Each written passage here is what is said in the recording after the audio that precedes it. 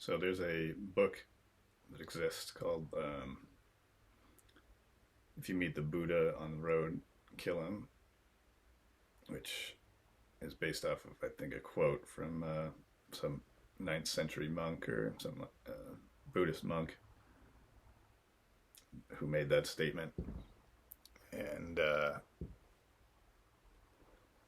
basically, that's in line with what I've talked about for um, my presentation of meditation and what neti neti is all about, and the refusal to attach to something. And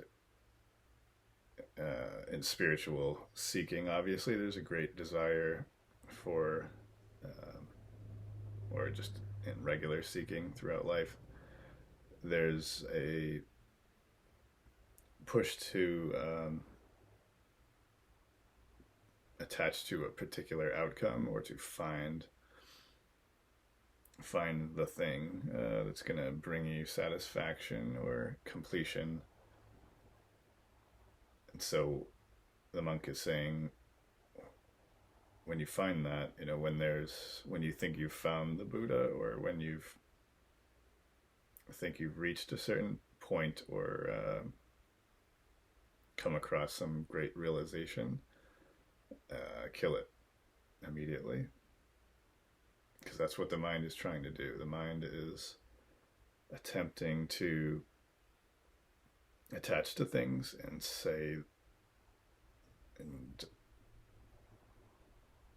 declare that it has found something, and that it is it has attained, basically. And the attainment is not brought about by addition, but subtraction. And that is the brutally boring and agonizing part of what meditation is about.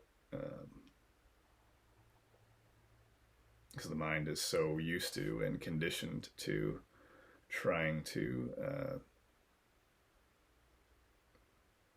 find something and to get something. And so that's,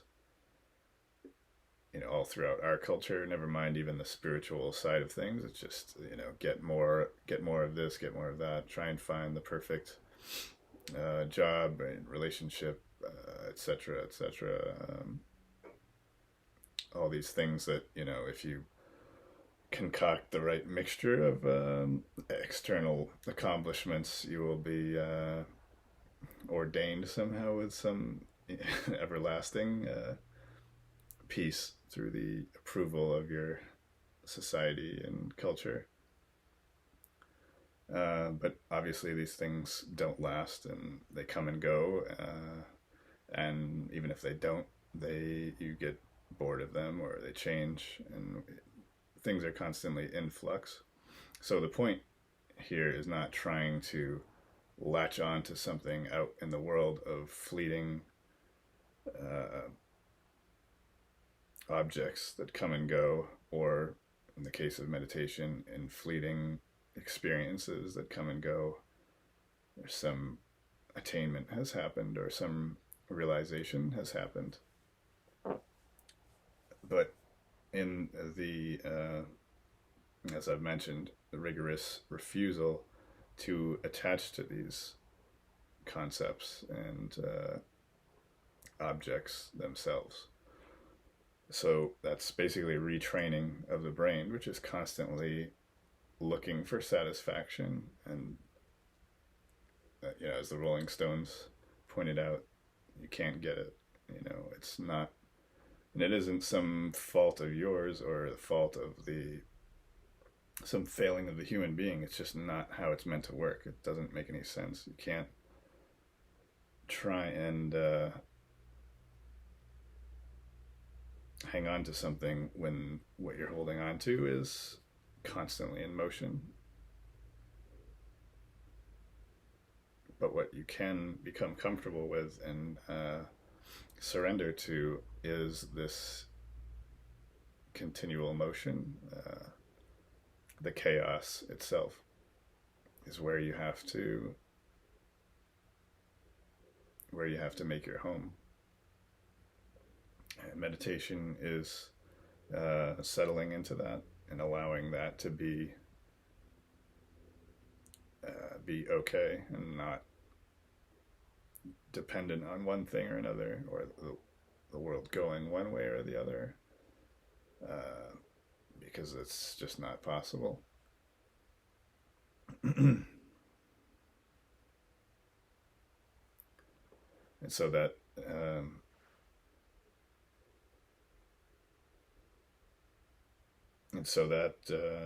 that creates the agony that I write about quite a lot, and obviously other teachers discuss that. The dissatisfaction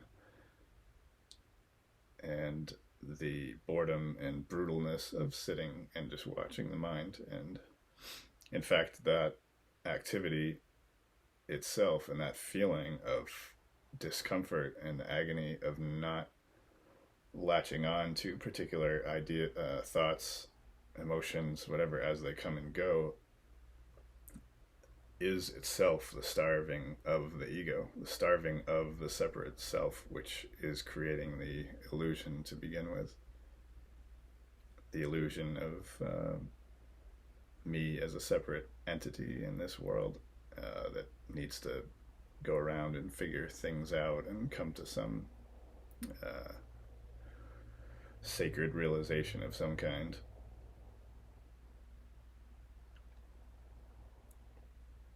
So that machine is set in motion for a whole variety of reasons, which I've talked about before, culturally and environmentally and genetically, even really out of our control for the most part, unless you're living in some Aboriginal tribe or something that doesn't subscribe to the madness that we are accustomed to, and which is really put into overdrive at this particular time or generation. Even just we're in a absolute cult of the me right now, which is trying as hard as it possibly can to assert itself finally and win. The social media culture, the the wealth, how much money can I get, and it's really pushed to the absolute limit right now,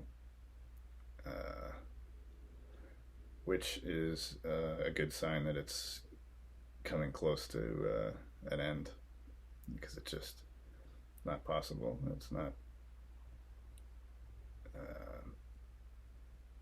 There can be no victory for an illusion that is not real in the first place. So it's frustratingly pushing against the limits, in which you'll see in yourself throughout the process of meditation, and is what we're seeing in the world around us as well.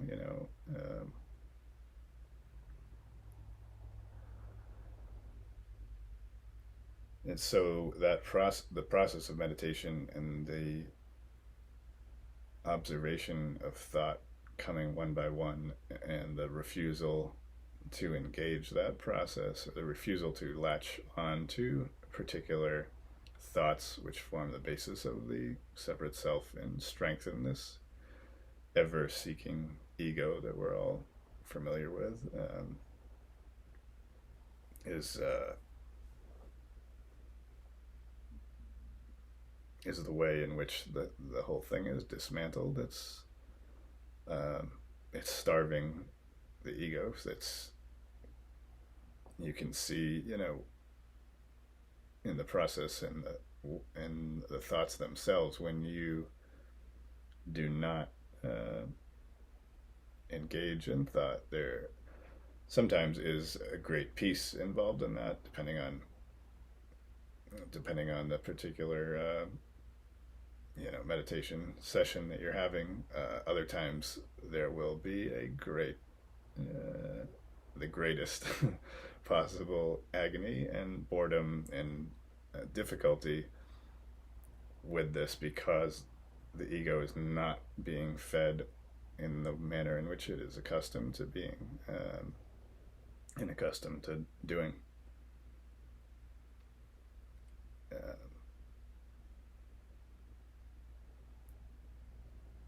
for myself, this, and for many people, it's, customarily things like sex and drugs, and these can be the two biggest uh, two highest items on the menu for the ego in terms of being fed and continually needing to be satisfied. And in some ways, I think maybe that's what drew me to drugs and sex generally, just because of the power of those two things and the insatiable nature of it. And in a way, we are just addicted to that hamster wheel of doing so. And even knowingly, for many people, and myself included. So it is a lot like letting the ego go has many similarities to a drug withdrawal, in that it's the way that is becomes arranged in your brain is so those neurons and those connections are so strong, that once you stop the drug, or begin to make that effort, it's it's kind of just this cycle, or like this circling motion of that particular process, the process of um, the brain or the ego or whatever you want to say seeking the drug and wanting to be fed just happens again on a rotating basis, almost, for whatever amount of time.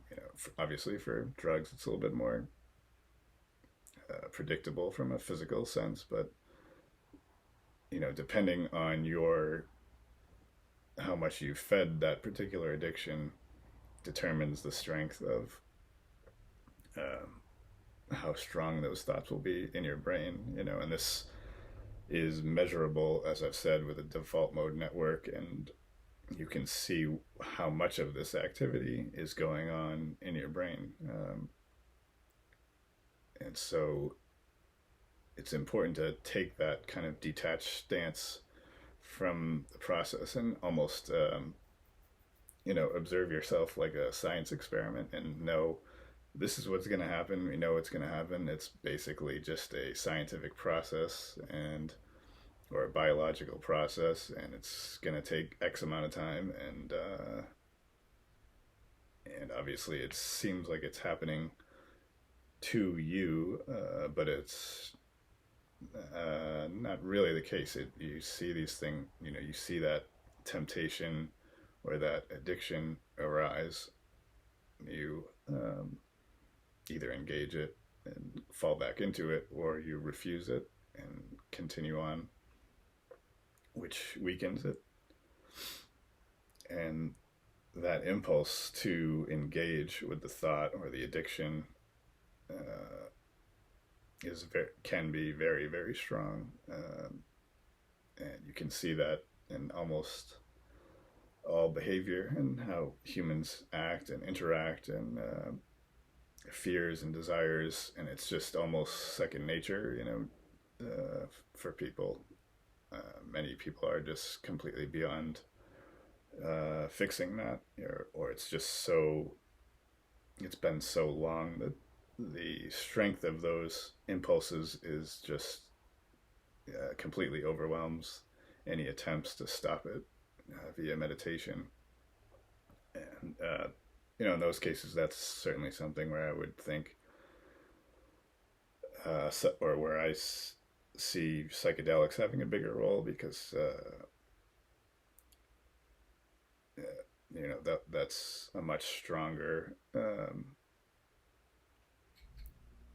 ability to stop that. Let me turn off the AC real quick. Or hold on.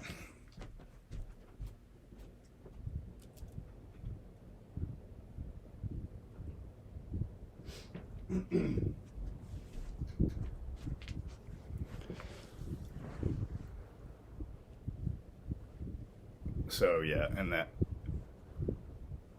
I'm not sure how loud that's going to be in the speaker, but so in those circumstances, it's you almost need a stronger hit to the ego,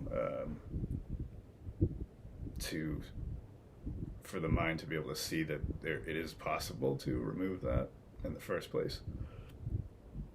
Where, whereas a large percentage of the population is not even aware that that can happen to begin with, or how to go about doing it.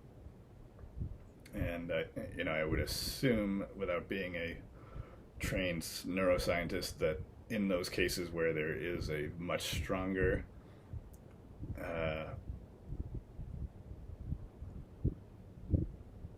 mental bind to a particular thought or trauma or addiction or whatever it is, that when you introduce a psychedelic in that circumstance, that's going to most likely be a much stronger and probably difficult trip to deal with, just because it's disconnecting something which has so much power to it, and that's going to create an uncomfortable or unpredictable reaction, because you're not doing it in a sort of traditional meditative sense. It's going through a substance.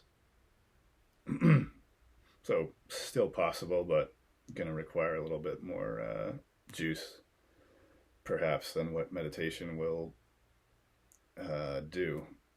But meditation is the same idea. It's just self-directed, and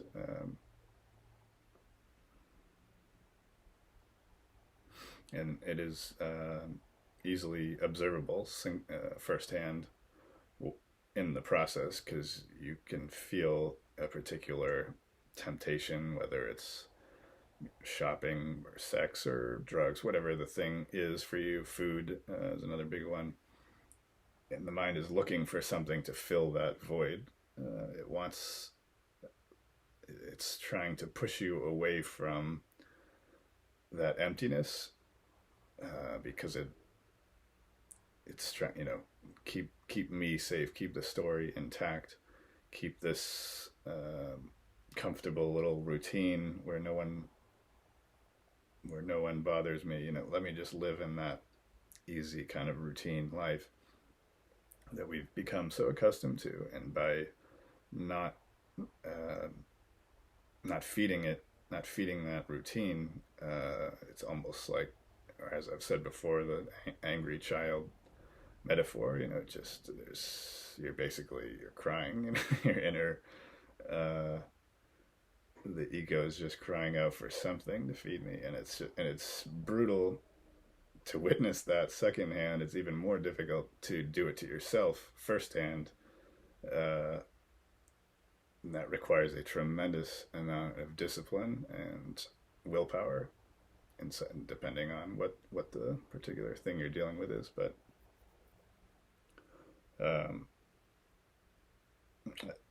as I've probably said, I think that's a big bonus to bringing in the default mode network studies and the scientific biological side of this whole thing, is just to understand from the outset that this is just basically quantifiable amount of trauma, addiction, bullshit, whatever, that's or mud, as Lao Tzu said, built up in the brain, and you have to just sit there and let it settle.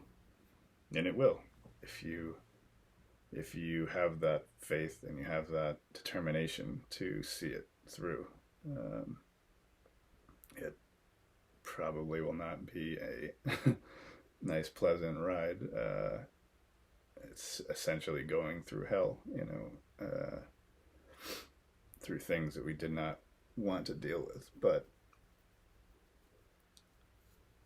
you have to kill all these concepts, and kill all the Buddhas that are on the road that are trying to pull you off of it. And ultimately, in that void, that emptiness, and that fire that consumes the whole ego, that is where the light of enlightenment is arisen out of. It comes, burning in that furnace for so long. There's just that empty space can only go on for so long. The ego can only take so much. It is a finite mental process. And it is important to remember there is no such thing as the ego as a physical entity or something that can be pointed at. It's just a sequence of referential thoughts or addictions or whatever trauma that needs to be seen through. And it is, we're not quite at the point where you can quantify how much of that there is left in you. Well, you can to some degree, but just based off of how much the default mode network activity decreases relative to what your baseline was. But it is just a, in one sense, it's this dramatic spiritual thing in the process, and it certainly feels that way to you going through it. But at the same time, it's just a finite, scientific, mathematical, even process that it can only end one way. So you have to grind yourself into that agony and allow that to be there, and just stay focused through the tunnel. All these temptations and desires and fears are rushing by you, and you just keep holding the mind still, holding it forward, and pushing through that process until the thing just collapses, since it has no foundation. There has to be energy diverted into the ego or the separate self default mode network, using all of those interchangeably. There has to be something holding that up. It's a structure that, or a neural network that has to be supported by your energy. You are feeding it every moment, every day, repeatedly, one way or another. That's just fact, scientific and spiritually, however you want to think about it. I present that very solidly in the book if you want to go further into that. But it is inevitable if you are willing to take the journey.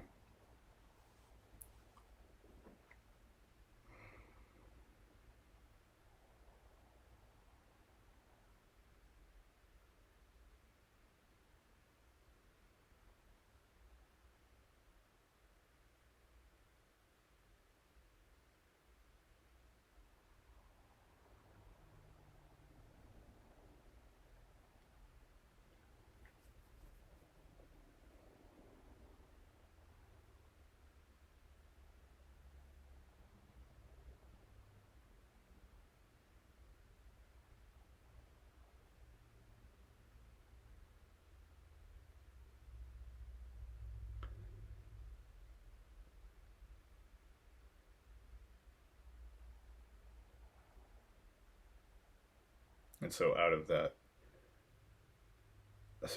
emptiness, because of the because you have exhausted and eliminated all of that residual evaluation and plus minus desire, fear, polarity that we have, there's just an easy, spontaneous action that arises from that.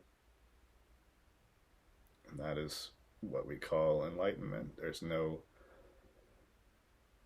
separate self sitting back and trying to maneuver and get to somewhere out there, not trying to meet the Buddha, not trying to kill the Buddha, not trying to get whatever thing out there, because it already knows.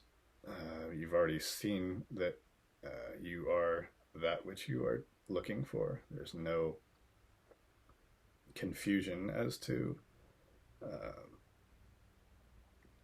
you've seen that there can be no lasting satisfaction in trying to uh, find an external object or reach some internal state, or whatever you imagine that to be, is not going to and cannot fulfill you, because it's based on the idea of you being a limited separate being that is lacking something and must complete itself by looking to the outside world or to the internal world and arriving at something, some other place that it already is at.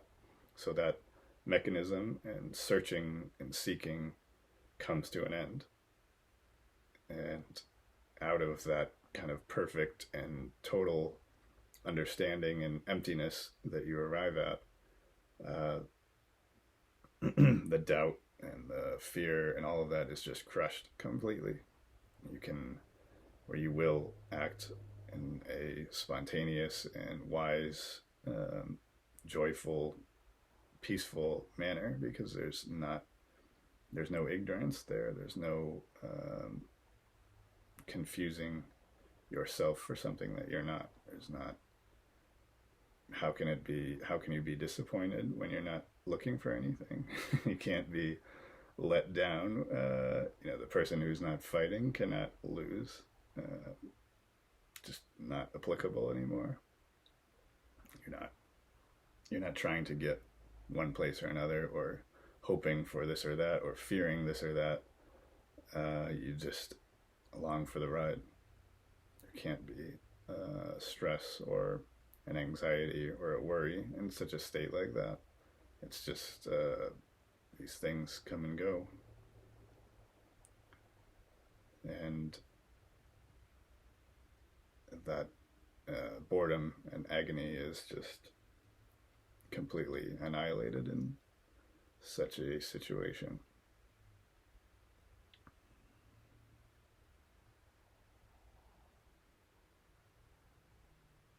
There's nothing missing here. Nothing missing because there's nothing to get. You are it. Just basically watching a video game character in this particular story that's playing out that you have no control over, and you don't need to control it. Just watch the show. There's nothing there's nothing to get here, nothing to figure out, other than stopping your trying to figuring it out, if that makes sense. The end of all seeking is how you'll find